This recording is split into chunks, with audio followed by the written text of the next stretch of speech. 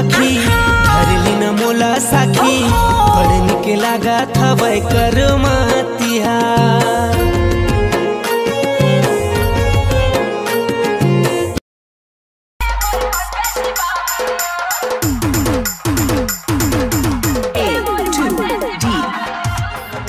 मयाला देबे का उधार हो मयाला देबे का उधार कर देना मोरे तै सिंगारी रे मयाला का दे टूरी कहाँ ले जाते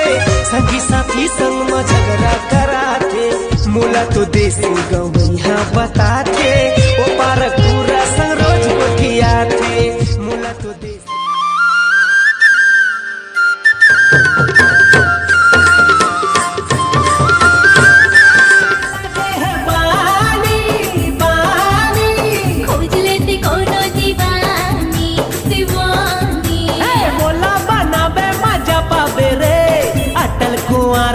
बन्ने रानी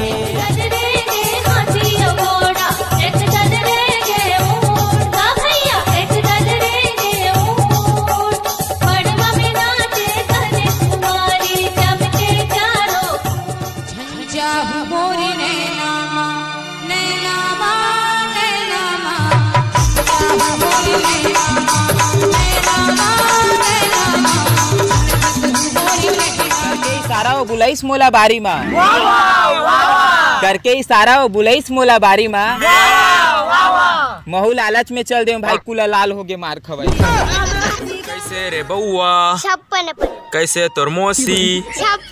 कैसे तोर डोकरी भाई कैसे तोर सेटिंग सब बने बने परे वना मिठ बोली सुवना बोलत है ना मोर पड़ के रे परवना मिठ बोली सुवना बोलत है ना माया पीरित के जलीला हार चढ़ारियो पासा ढूला के जिंदगी ला हार चढ़ारियो पासा ढूला के रही रही आती चला रही आती मे आई नमकीन मैम मे आई मुमकिन मे आई मुनमुन सेन मॅम काय म्हणतात ते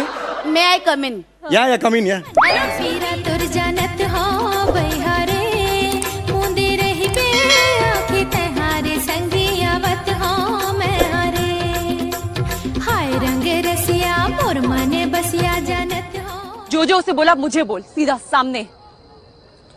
मैंने बोला मैं उल्लू का पट्ठा हूँ गधा हूँ। दुनिया जानती है। नया क्या बोला? नहीं पेंद्रा चांपती